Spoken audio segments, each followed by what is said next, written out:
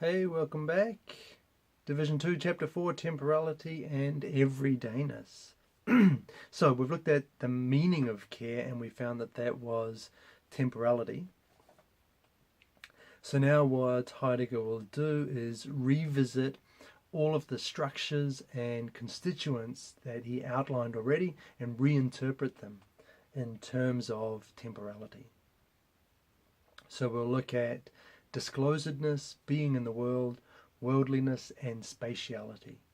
And we'll just reinterpret all four of those things in terms of temporality. Since temporality is the deeper, the most foundational level here. So Heidegger just wants to explicate everything in terms of temporality. So starting with the temporality of disclosedness, we have four constituents here. There's understanding, attunement, entanglement, and discourse. Those are things we've all talked about. We've talked about in prior videos. So each structural moment of disclosedness temporalizes itself primarily in one ecstatic mode. So each of those four aspects has favors, if you like, or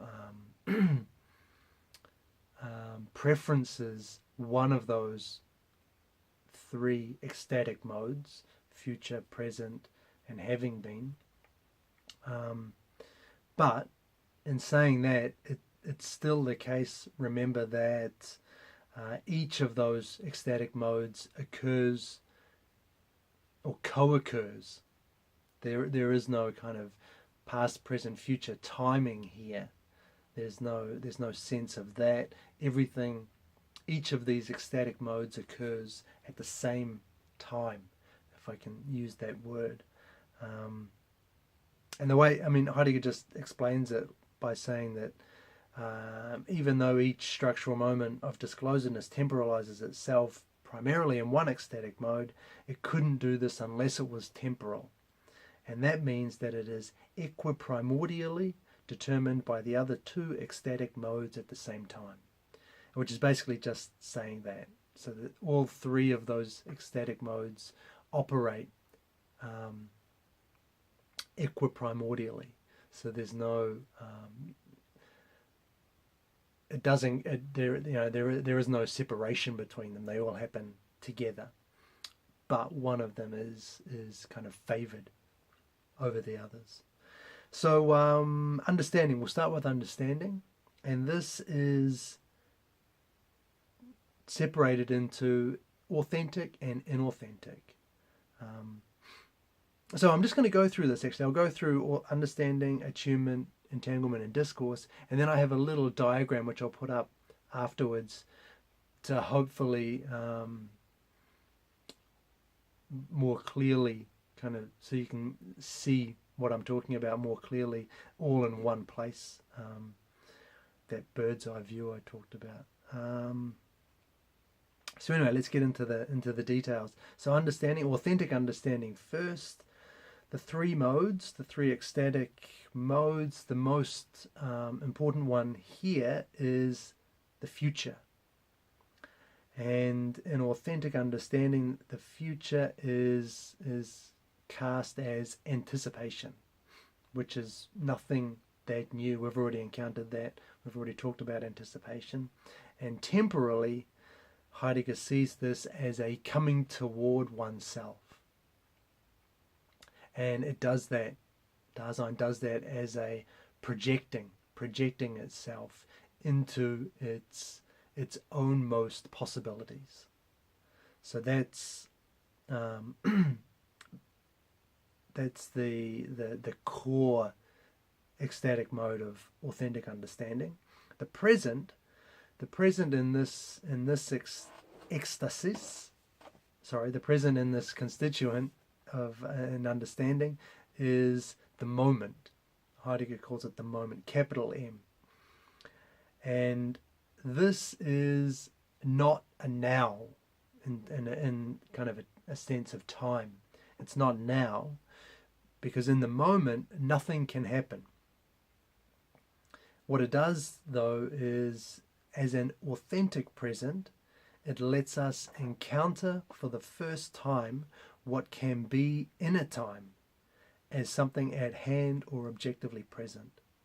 So the moment is not, it's not now, it's not what's going on now, as in the dimension of the present. Rather, it's kind of an opening up, a clearing of, it's a clearing which lets us encounter inner worldly beings. So it's like an opening up of a space. It's a clearing of some kind of making room so that we can encounter beings. That's what the moment is in authentic understanding. And the third ecstasis, having been, is characterized by repetition. And this is Heidegger calls it a coming back to the throne self. So one way to think about this, I guess, is authentic understanding, or the having been aspect of authentic understanding is an awareness or an acknowledgement of Dasein's throneness. You know, you remember that kind of the throne ground of a nullity, and that's acknowledging that and being aware of it is what Heidegger calls repetition. Why does he call it repetition? Because he says it's an act of re-experience, and in that sense, he calls it a repetition. So we have those three ecstatic modes in authentic understanding: anticipation, the moment, and repetition, and they all co-occur, but anticipation is primary here. A good kind of summary of this, of authentic temporal authentic understanding, is authentic understanding is an anticipating repetition that holds fast to a moment. And that kind of summarizes what we've been talking about. So, in authentic understanding, temporally speaking, the futural aspect is what Heidegger calls an awaiting. And in this, Dasein still projects itself, but it's projecting itself upon what can be taken care of in the business of everyday activity. So it's more, the way I see this is it's more externally focused rather than Dasein kind of coming toward itself, projecting into its potentialities, its possibilities. Rather than that, it's kind of externally focused, projecting onto externally driven goals and projects, rather than kind of it being a more, I'll use the word enlightened understanding, an enlightened projection with kind of an understanding of Dasein's being, Dasein's, what it means for Dasein to exist. So it's kind of, yeah, it's a little bit like it's hard to get away from this without using kind of mystical terms, but there's obviously no mysticism here. But it's more like that authentic understanding was it's Dasein operating and existing with kind of full awareness of itself, of what it means for it to exist. And this inauthentic, the inauthentic aspect of all of these things that we're going to cover is basically operating without that kind of understanding, without that level of awareness of what it means to exist for Dasein. And that's captured here with Dasein projecting itself onto kind of external, a more external focus, rather than projecting into its possibilities, something that's kind of connected to and about Dasein intrinsically. So awaiting, he calls it awaiting because Dasein in this an inauthentic understanding doesn't come toward itself primarily in its own most non-relational potentiality of being, but it awaits this. So it's kind of it's engaged in these projects pursuing different goals, but there's a sense of kind of awaiting something more meaningful. And I think that's what I see Heidegger is getting at when he talks about inauthentic future being an awaiting. So the present in inauthentic understanding is just a making present, but it's a kind of temporal mode of falling prey to the world taken care of. And I think it's just being wrapped up in what's happening now and what's going on. Kind of just falling prey. That word just captures that idea so well, right? Just kind of losing yourself to what's going on. And the having been is a forgetting. And if you kind of contrast this with the having been of authentic understanding as repetition, where we come back to our throne nature, our throne selves.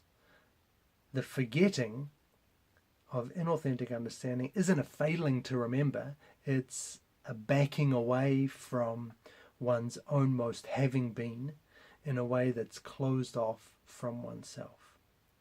So I see this as being like refusal to acknowledge or perhaps just ignorance of Dasein's thrownness, the fact that it's not, it can't be the ground of its own existence because it's just thrown into existence. And so that's what the forgetting is. The forgetting is kind of a backing away from that truth, I guess, about Dasein's existence, that we are thrown. So the summary here, inauthentic understanding is an awaiting which forgets and makes present. So that's understanding, authentic and inauthentic, and the kind of the temporal dimensions. And let's just move into attunement next. So we'll look at attunement, and the authentic mode of attunement is characterized by anxiety. So the primary ecstatic mode here is having been. So this is that's where we are here, and anxiety here is what Dasein's anxious about. It's anxious about its thrownness. It's Heidegger says that it's anxious about naked Dasein thrown into uncanniness, which is a brilliant little sentence. So yeah, there's that. That's what we're anxious about. We're anxious about Dasein's existence. It's not, remember, anxiety is not about something in the world. It's about existence itself, Dasein itself. And this is neither a forgetting nor a remembering, but it's not resolute either. So rather, Heidegger says this, the having been of authentic attunement, of anxiety, is a bringing before the possibility of repetition. And that will characterize the rest of these authentic attunement, ecstatic modes as well. They're all kind of an opening, keeping Dasein open for authentic understanding, which gets us to the anticipatory resoluteness. So that having been, what it does is it keeps open that possibility, brings Dasein before the possibility of repetition, and repetition was the having been of authentic understanding. So I look at this as like being a preparatory phase, or just a keeping Dasein open for the possibility of authentic understanding or anticipatory resoluteness. So the present here, Heidegger calls it a maintaining. Again, there's that theme of kind of getting ready, preparing. So anxiety brings one into the mood for a possible resolution. The present holds the moment, capital M, the moment in readiness. Again, that's just exactly what I said. It's not the moment, but it's kind of ready for the moment. And the future is the same. The future is a revealing. So anxiety reveals the possibility of an authentic potentiality of being as something futural in repetition. So again, the future revealing, keeping open, preparing for. The summary of authentic attunement is the future and the present of anxiety temporalize themselves out of a primordial having been, in the sense of bringing us back to the possibility of repetition. And that's authentic attunement. So the inauthentic counterpart of anxiety is fear. And the having been, and what we'll see actually is all of the inauthentic ecstatic modes having been present in future, they're all basically the same. There are small differences in interpretation, but they all have the same basic idea. So the inauthentic attunement, fear, again, is primarily characterized by having been, and this is a forgetting, again. And it's a forgetting in the same way that it's kind of a distancing oneself from one's thrownness. And Heidegger asks here, though, he says, isn't fear about the future, though? We're fearful of the future, aren't we? And he says, yes, we are, but fear lets what is threatening come back to one only if Dasein is ecstatically open. And I think the way I kind of get this idea is that Dasein is afraid of something, but it's afraid for something as well. It's afraid for itself. And the only way Dasein can be afraid of itself is if it is itself. And to be itself, it has to have some kind of continuity. It has to have some kind of, to slip back into using vulgar time, to slip back to it has to have a past. We have to have a having been. And that having been is ultimately characterized and determined by being thrown, by our thrownness. And so I think that's why Heidegger sees this fear, that the inauthentic attunement as being forgetting is a having been, rather than kind of being fearful of something in the future. So that's basically the idea there. Having been is the ecstatic mode of inauthentic attunement. The present, Heidegger kind of calls this confused making present. And in this, he says that Dasein strays back and forth between ungrasped worldly possibilities because they offer themselves in fear.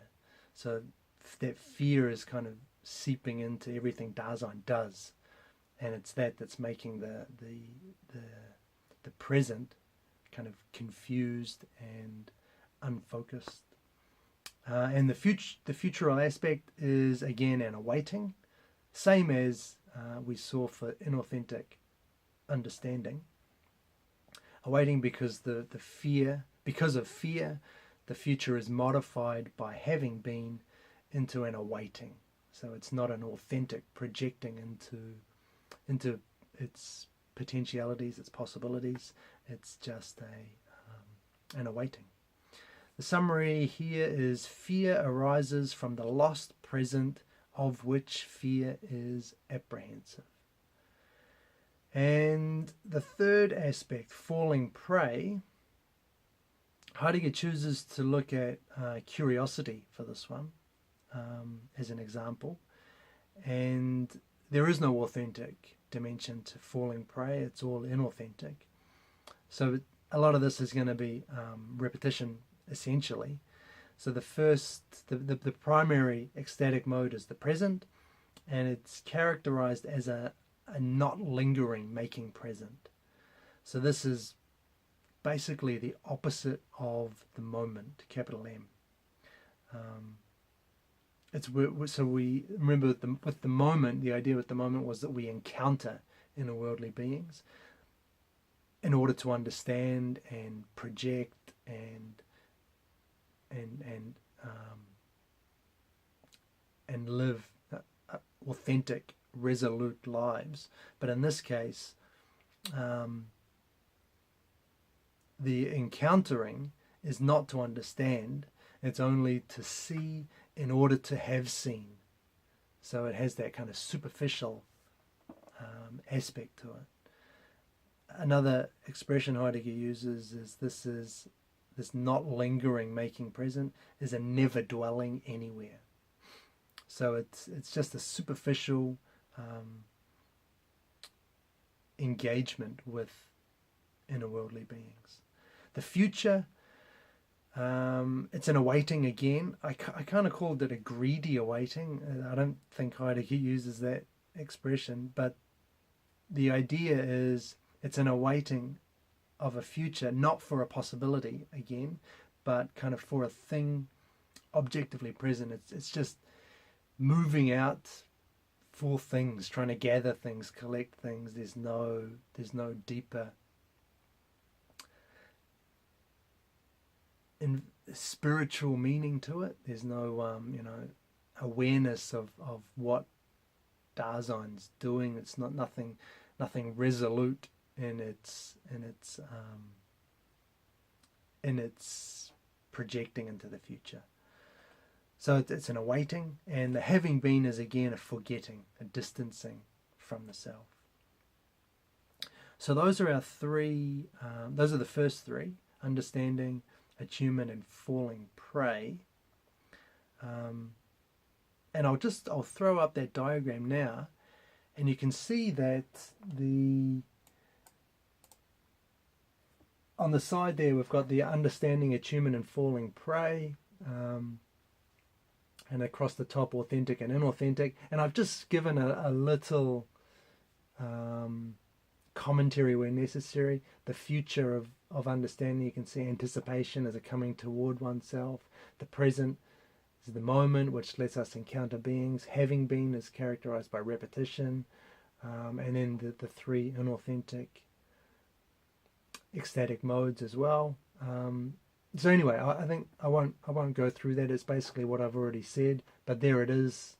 Hopefully, if that helps clarify or makes things a little bit easier to see, there is that.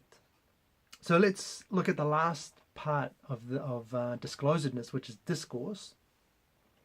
Heidegger says that discourse doesn't temporalize itself in a definite ecstasis, because the complete disclosedness of the there, Dasein, is articulated by it. So so he says that there is no one favoured ecstasis. And another way to kind of think about that is that since all discourse is tensed, discourse is essentially temporal. So there's that. So It's just all temporal. However, he does go on then to say that since discourse is mainly spoken in language and addresses the surrounding world, making present has a privileged constitutive function. So he doesn't go into any great detail about that, or I didn't go into any great detail about it. So that's discourse. The summary, I've got a little summary of this section, which I'll just read straight from Being and Time. Heidegger says that temporality temporalizes itself completely in every ecstasis. That is, in the ecstatic unity of the actual, complete temporalizing of temporality, the wholeness of the structural whole of existence, facticity, and falling prey is grounded. That is, the unity of the structure of care. And so, let me just keep going actually. Temporalizing does not mean a succession of the ecstasies. The future is not later than the having been, and the having been is not earlier than the present. Temporality temporalizes itself as a future that makes present in the process of having been. And although that's a lot to kind of listen to hear, I think it's just a pretty decent summary of everything I've tried to explain in a bit more detail. The one thing that did catch my eye with there was this whole idea of temporality temporalizing itself again, and it can be a little bit of an issue, right? Temporality temporalizing itself. The problem is that it treats temporality as a subject, as like an agent capable of doing something. In this case, temporalizing itself, articulating itself into those three ecstasies.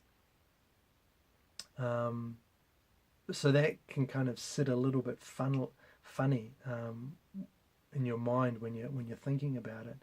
And I was thinking about it as well, and I think the way I kind of make sense of it is that temporality is that structure that makes possible care and underpins care. And care is the being of Dasein. And Dasein is an agent. Dasein is a subject. So when we say that temporality temporalizes itself, it seems to me that that's the same as saying Dasein temporalizes itself. Because essentially that is what Dasein is. Dasein is temporality at core, at its root. Dasein is temporality. So it's I think it sounds funny to our ears because we still kind of think of temporality as still in kind of a temporal sense, like time, and so it seems like something that can't do anything because it's just a thing, right? But that's not how Heidegger's portraying it here. It's not a thing. It's not something. It's not objectively present. It's not something. It's not a thing. It's what is it? It's that structural whole. It's what underpins care. It's the foundation of Dasein. So I think if you kind of get your head around that, the temporality is not time, as in those three dimensions, past, present, and future. It's not something we think about, or it's not something we experience. It's what we are. Then I think the expression makes a little bit more sense. And of course, it doesn't necessarily mean that we do it consciously either. Temporality temporalizes itself. It's just what it means to be Dasein, is that we are temporality and that we articulate our experience. We temporalize our experience in those three ways: having been, present, and future. So that is the first part of this chapter, and I'm gonna stop there, and we'll make a second video for the second half of this chapter. So until then, thanks for listening, and I'll see you for round 2. Thank you.